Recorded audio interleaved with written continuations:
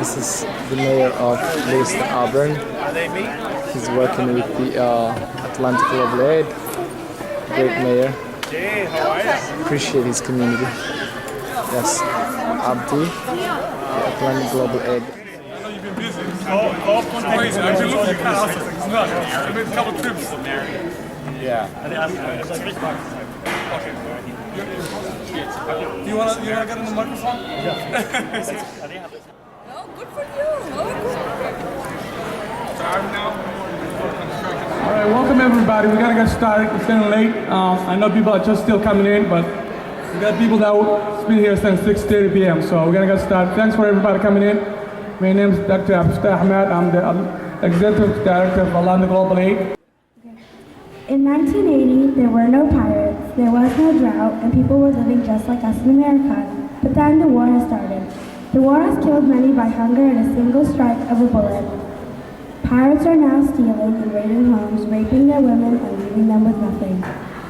The sun has been getting hot, and clean water has been something not so easy to find. Children's bodies have been ever so frail and bony now. Mothers and fathers have been trying to save as many kids as they can. In an effort, we can all donate something and anything to those families in need. Food and water is easy to find down the street at the local market, but kids in Africa have to go across the desert or at least 10 miles just to find food.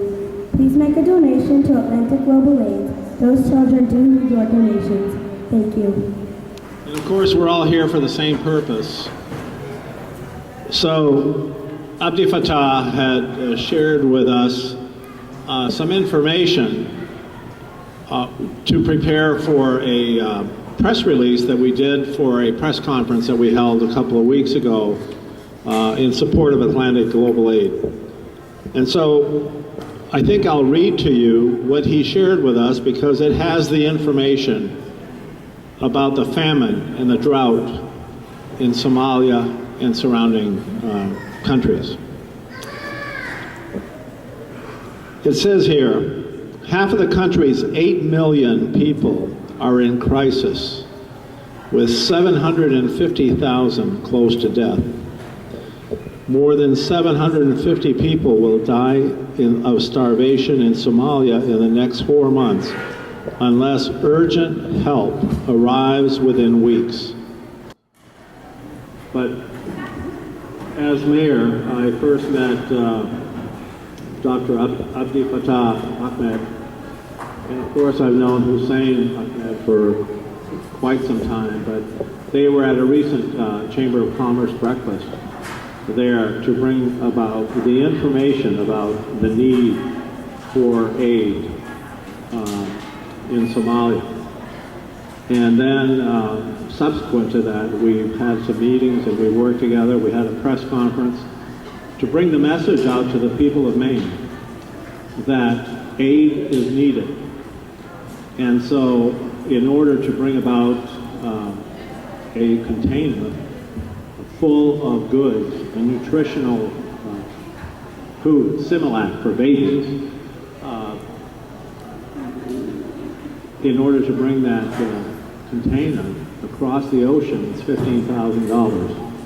So that's what the money is for. That's what this event tonight is for.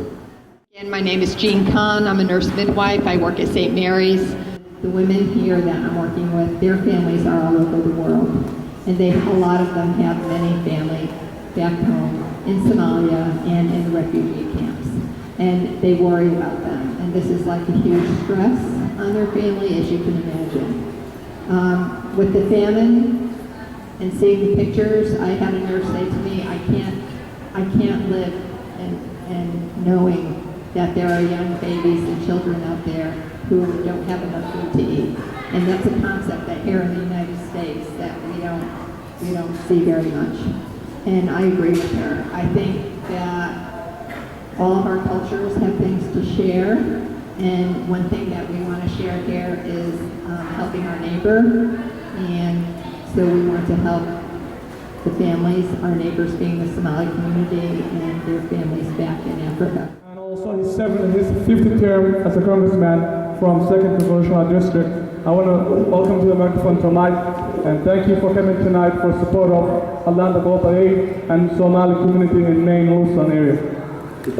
Thank you very much.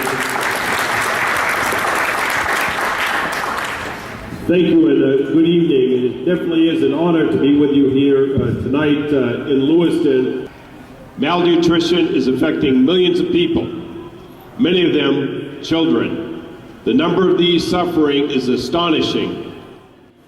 Whether there is a global response at national level or here in the local level, we can make a difference at each of these levels if we all put our mind to it. Helping our neighbors here in Lewiston, Auburn, or relatives and fellow countrymen abroad is part of America's national spirit of community. And as a member of the Congressional Human Rights Caucus, I believe that the United States of America needs to play a leading role in addressing global suffering. And it's not just the government, it's the people. When we look at the effect that this drought is having on many children, some of us may not be able to see what really is taking place or may not think of what is happening. But look at it from this point. We are having innocent children dying from hunger. And that is the reason why we are all here, to try help alleviate the problem that is affecting many, many young children, mothers, and elderly back in the Horn of Africa. Let us stand strong together today, not only because we need your help, but because we are one community that has one motive, and that motive is for us to support each other when there is a need that anyone among us is having. This famine is affecting millions and millions of lives in East Africa, especially in Somalia. I personally want to touch first, here in Maine, why should we get involved and why should we help? Because I'm serving the President of African Diaspora, and I go around many middle schools and high schools and universities in the state of Maine. And everywhere I go, this famine is affecting. Here in Maine, before you reach away or before you reach in Somalia. Who was having Somalia are calling us here every night, every day. And the kids who are going to school here are also hearing the parents and all the things about what is going on there, and they kind of thinking about what can we do and all that things. And today, in our citizenship class, one parent get her citizenship on Friday, and she brought a lot of food, and we were eating the food, and we couldn't finish the food, and one of the moms said, I wish this food was in Somalia so that those who are starving can eat. And everyone here, not only in Lewiston, around here is thinking about what is happening there.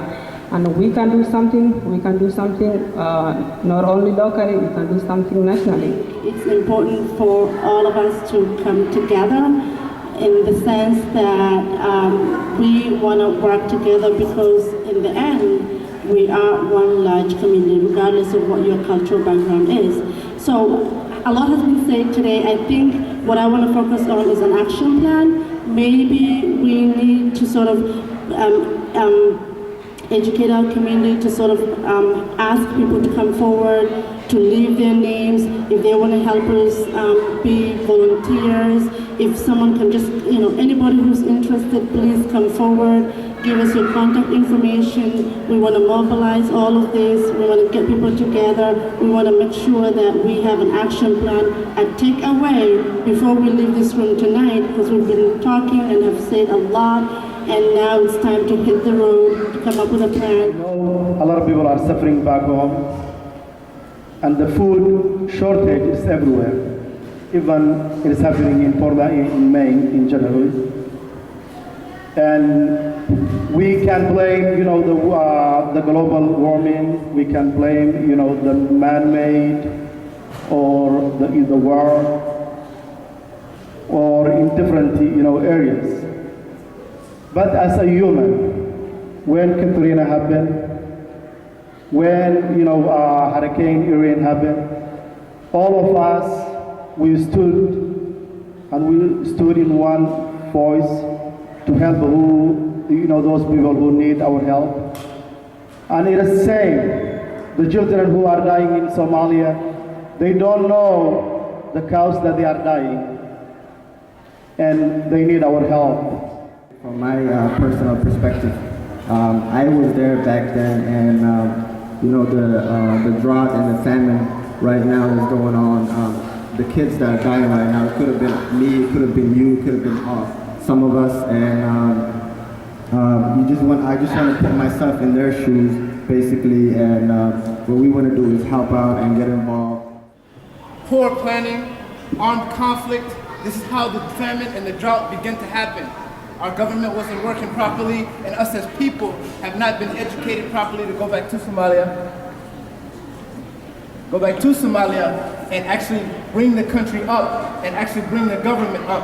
Education is key. We must teach the youth of Somalia to become smarter, to become educated in certain things so that we can go back to Somalia and make it a better country. These are children that do not know religion. These are children that do not know the Somali culture, that do not know life. These are innocent children that have not had the chance to grow up, to actually live life, to see what it is all about.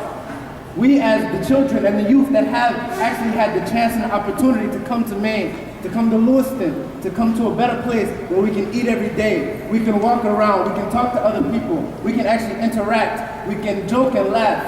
We have to be the ones to go ahead and make the change. I want to take a moment to thank for our Honorable Congressman, Michaud. Thank you, Mike. And also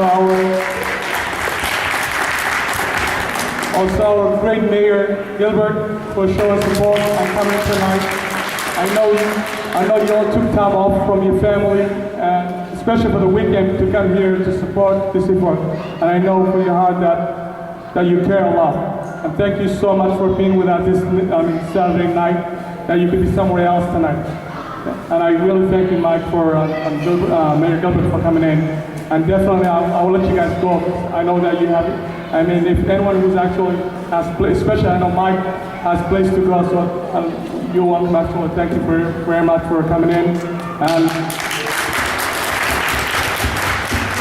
But I want everybody else, we could actually network, we could talk about some ideas, how we could help, and how we could actually go forward in the future. Actually, tonight will not be the last night for this kind of effort to put together. We need to get the word out, to speak up, and also to empower our local Somali-Americans and our local neighbors to actually share with some of the story what's happening here in Lewiston.